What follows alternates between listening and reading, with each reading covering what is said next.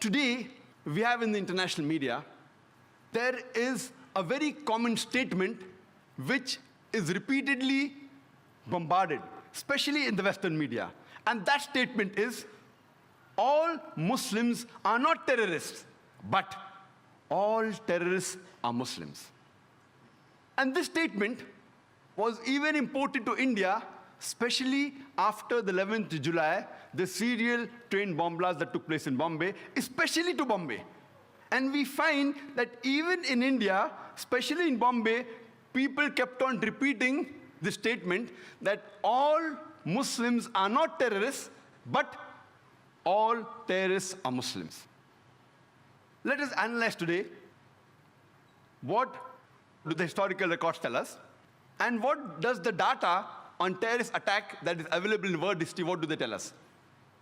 When we look at the records, in 19th century, we can hardly find any terrorist attacks have been done by Muslims. Time does not permit me to speak about the details of the attacks taking place in the 19th century. I'll just mention a couple of them. We know that in 1881, Tsar Alexander II of Russia, he was assassinated. He was traveling in a bulletproof carriage in St. Petersburg Street. There was a bomb that kills innocent 21 bystanders. He comes out of the bulletproof carriage, another bomb comes, and he's killed. He was not killed by a Muslim, he was killed by ignorance. He was a Pole from Burbusk. He was a non-Muslim, he was an anarchist. We know in 1886, there was a bomb blast that took place in the Haymarket in Chicago during the labor rally.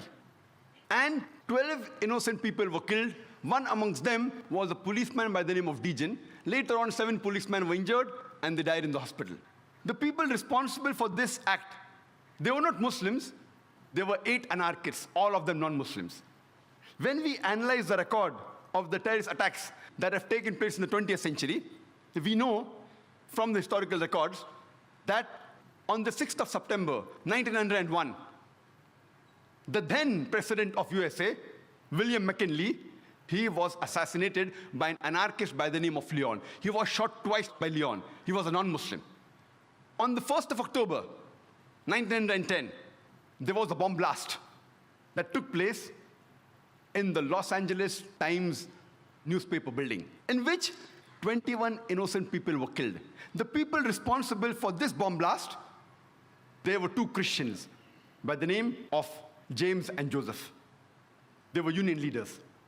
They were not Muslims. We know that on the 28th of June, 1914, in Sarajevo, France, the Archduke of Austria, along with his wife, they were assassinated, which precipitated the World War I. The people responsible for this assassination, they were called the Young Bosnia. Most of them, they were Serbs. They were not Muslims. From historical record, we come to know that on the 16th of April, 1925, there was a bomb blast that took place in St. Nedelia Church in Sofia, the capital of Bulgaria, in which more than 150 innocent people were killed and more than 500 injured. It was the biggest terrorist attack that has taken place on the soil of Bulgaria. It was conducted by the Bulgarian Communist Party. They were not Muslims. We know from historical records that on the 9th of October, 1934, King Alexander I of Yugoslavia, he was assassinated by a gunman by the name of Lada Georgiev. He was a non-Muslim. The first US plane to be hijacked, it was not by a Muslim, it was by a non-Muslim by the name of Ortiz. He hijacked the US airliner to Cuba, and he later on got their asylum. When we go to the records of terrorist attacks done, we come to know that in the year 1968, the ambassador to Guatemala, he was assassinated by a non-Muslim. In 1969, the ambassador to Japan, he was knifed by a Japanese, a non-Muslim. The ambassador to Brazil in 1969, he was kidnapped by a non-Muslim. The famous attack, the Oklahoma bombing, which took place on 19th of April, 1995, where there was a truck loaded with a bomb, which rammed into the federal building in Oklahoma, which killed 166 innocent human beings. And hundreds other were injured. Initially, it came in the press, Middle East conspiracy, for days together. Later on, they came to know it were two right-wing activists, Christians by the name of Timothy and Terry, who were responsible for the bombing of the federal building in Oklahoma. But when this news comes, it comes for a couple of days and then it vanishes. But before, for several days, Middle East conspiracy, Middle East conspiracy. After World War II, from 1941 to 1948, in a span of 8 years, 259 terrorist attacks were conducted by Jewish terrorists. By many organizations, Ignun, Stern Gang, Haganah, and we know of the famous bombing of King David Hotel, which took place on the 22nd of July, 1946. They were conducted by Ignun, under the leadership of Menachem Begin, in which 91 innocent people were killed, out of which 28 were British, 41 were Arabs, 17 Jews, and 5 others. The Ignun group, they dressed up as Arabs to show as though Muslims did the bombing. And the person responsible was Menachem Begin. And it was the biggest terrorist attack against the history of British Mandate, in which 91 people were killed. And at that time, Menachem Begin, he was called as terrorist number 1 by the British government. Later on, after a few years, he becomes the Prime Minister of Israel. And later on, after a few years, he gets the Nobel Prize for Peace. Imagine, a person who has killed hundreds and thousands of innocent human beings becomes the Prime Minister of Israel and later on gets the Nobel Prize for Peace. And most of the groups that were fighting, like Stern Gang, Ignun, Haganah, all of these Jewish groups and the leaders like Yitzhak Rabin, Menachem Begin, Ariel Sharon, later on became prime ministers and high-holding ranks in the state of Israel. And all of them, they were fighting for a Jewish state. If you see the world map, before 1945, Israel did not exist. Israel didn't exist. These Jewish groups, they were called as terrorists by the Britishers. They fought for a Jewish state. Later on, with power, they grabbed the land and they kicked the Palestinians out. And now these same people are calling the same Palestinians who are fighting for a more just cause, for getting the land back. And they are labeled today as terrorists by the Israelis. Imagine, Hitler incinerated 6 million Jews. He kicks the Jewish community out. Why should they come to Palestine? The Palestinians, they welcome the cousins with open hands. If they should take a land, they should go back to Germany. They should go back to Europe. Imagine the Palestinians, they welcome the cousins. Imagine, suppose a visitor comes to your house. Being a stranger, you welcome him in your house. After a few days, he kicks you out of the house. And when you cry at the doorstep, I want my house back, people call you a terrorist. This is exactly what has happened today. The Palestinians, they are called as terrorists for what? They only want their land back. And so-called people, most of these powerful first world countries, they are agreeing with this unjust cause. We know that in Germany, from historical records, from 1968 to 1992, the Bader-Meinhof gang, they killed several innocent human beings.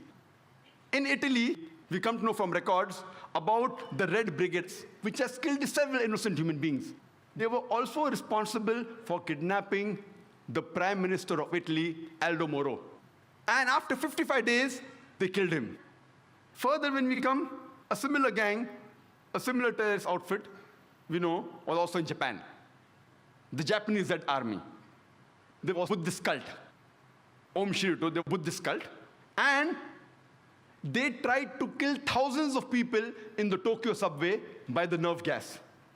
But unfortunately, they weren't very successful. They were only able to kill 12 people, but more than 5,700 innocent human beings, they were injured and wounded because of this nerve gas. They were Buddhists. In UK, for about 100 years, the IRA, Irish Republican Army, they are conducting attacks against UK. They are Catholics. But they are never called as Catholic terrorists, they are called as IRA. And we know they have conducted several terrorist attacks. Only in 1972, 3 bomb blasts were done. In the first one, 7 people were killed. In the second one, 11 were killed. And third one, 9 were killed. In 1974, they did 2 bomb blasts. In the Guildford pub, they killed 5 innocent people and injured 44 people. In the Birmingham pub, 21 innocent people were killed by the bomb blast and 182 were injured. Time doesn't permit me to speak about all the activities they did. I'm just mentioning a few, just at random. In 1996, they did a bomb blast in London where 2 people were killed and more than 100 were injured. Further, in 1996, a bomb blast was done in the shopping area of Manchester where 206 people were injured. In 1998, Bambridge bomb blast, where 500 pounds of bomb was loaded in a car, in which 35 innocent people were injured. In the same year, we know from records about the Omak bomb blast, where a 500-pound of bomb was put in a car, and 29 innocent people were killed, and 330 were injured. All these records are from non-Muslim sources. They have not been written by Muslims. All from non-Muslim sources, from Amnesty report, from BBC. If you go on the internet, you can cross-check. But many a time when the number is big, there may be a difference. Like today, we know how many people killed, 296, one report says 294, one says 293, so I play it safe and say more than 290. The report, if it's a large number, may differ by few here and there. If it's a small number, it's precise. All these by non-Muslim sources.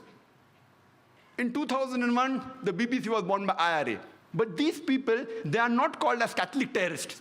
Today, the UK government is more afraid of Muslim terrorists. I don't know from the records of the UK government how many confirmed Muslim terrorists have done bomb blasts in UK.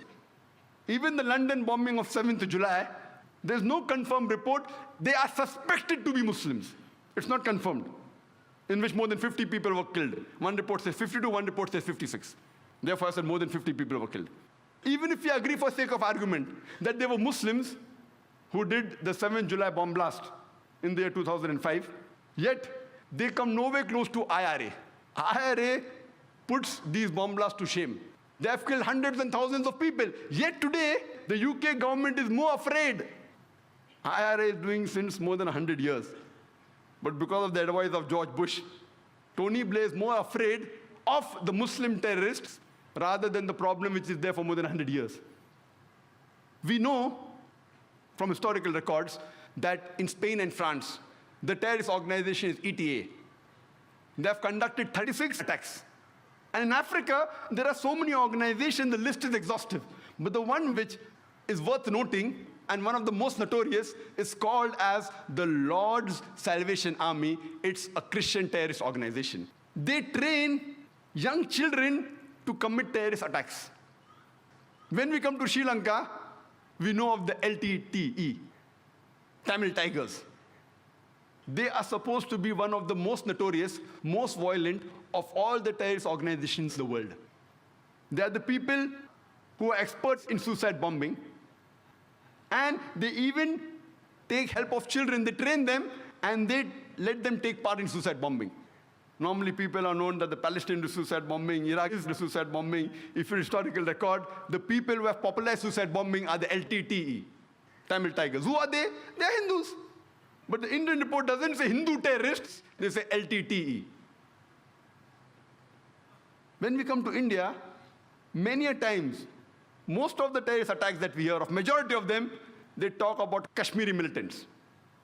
Whether the attacks are right or wrong, we can discuss some other time. But how many times do we hear? And what Justice Hosbir Suresh said, he named many of the terrorist attacks taking place in India. I wonder how many of the people in the audience have heard of them in the newspapers. How many? Those people who are involved, like honorable people like Justice Hosbir Suresh, and those in the field are aware of it. But the general masses, we aren't aware of it. Whenever terrorist attacks are talked about, most often they're talked about Muslim terrorists. Why? In India, there are terrorist organizations belonging to almost all different religions. Almost all. We know of the Sikh terrorist organization, Brindanwala Group, in Punjab. We know that the Indian government, on the 5th of June, 1984, they took over the Golden Temple. in which 100 human beings were killed. In retaliation, a few months later, on 31st of October, 1984, the then Prime Minister, Srimati Indira Gandhi, she was assassinated by one of her security guards who was a Sikh. If you go to the South Asian terrorism portal site, not run by Muslims, run by non-Muslims, and you see the list of terrorist attacks done by all the people, the Muslims are in a minority. But that's never highlighted in the media. If you go to northeast of India, if you go to Tripura, the Christian terrorist organization exists, like ATTF, All Tripura, Tiger Force, NLFT, National Liberation Front of Tripura. They're Christians. They have killed several Hindus. Reports, if you go on the site, 4 Hindus killed, 8 Hindus killed. On 2nd October 2004, 44 Hindus were killed and several were injured by this group. They were Christians. In Assam, Ulfa. Ulfa alone, in a span of the past 16 years, from 1990 to 2006, they have conducted successfully 749 terrorist attacks. They will put the Kashmiri militants to shame. 749 confirmed terrorist attacks. But when we read in the newspaper, we only know about the Kashmiri attacks. And I remember a couple of years back, I'm called, alhamdulillah, by God's grace, by several parts of India, from several parts of the world. I had many invitations from Kashmir, but is it the right time to go, yes or no? Finally, in September 2003, I decided to go to Kashmir. And there I gave a talk in Srinagar, and they told me, the organizers, that in the past 14 years, first time the government gave permission for a public talk. And they organized my talk in polo grounds in Kashmir, in which 100,000 people attended. In all this turmoil. And the government gave me security. I was wondering, why are these people with machine guns with me? I went off to the various sites, Gulmarg, Pahalgam, gave talks, etc. Fine. I didn't think it was required. Later on, I happened to go to Assam to give talks. And the moment I land on the airport, I find security guards around me. I said, why?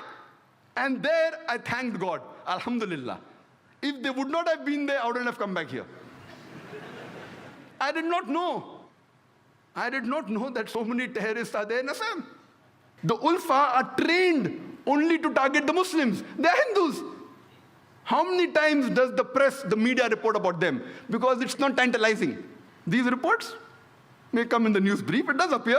News briefs, how many people note it? Never in the headlines. In news briefs. Amongst the organizations, terrorist organizations, the Naxalites. We know of the Maoists. The Maoists are communist. #1 terrorist attacks that have been done in India, maximum are by the Maoists. Only in Nepal, in the past 7 years, they have conducted 99 terrorist attacks. And out of the 600 districts in India, according to the Indian government, according to the site on terrorism, they say that they are present in 150 districts of India. They have done terrorist attacks in 1/3 parts of India. #1, if you compare the people they have killed, the attacks they have done, compared to the Kashmir militants, it's no way comparable. The Maoists are a bigger danger for India, but yet we find that the government is more afraid of the Muslim terrorists. Why? The reason is George Bush. Just a couple of days back, on the 9th of September, an article came in Times of India, not on the front page, inside, but quite a big article, that 875 rockets, a haul of ammunition, 875 rockets, which were supposed to be supplied to the Maoists, they were intercepted. And they were confiscated. And 30 rocket launchers. Imagine, it is the biggest haul in the history of India that any terrorist organization that the government has caught. 875 rockets. They can wage a war against the Indian army. And the DGP of Andhra Pradesh in Hyderabad, he was shocked. He said that with these rocket launchers, they can attack any police station, any tanks of the Indian government from a distance of 600 meters. From more than half a kilometer away, they can attack the Indian tanks, the Indian police station, and you can't do anything. Rocket launchers. Yet we see people are more afraid of people who have a beard, people who are wearing a cap, people who have trousers above the ankle. Are they more dangerous than the rocket launchers?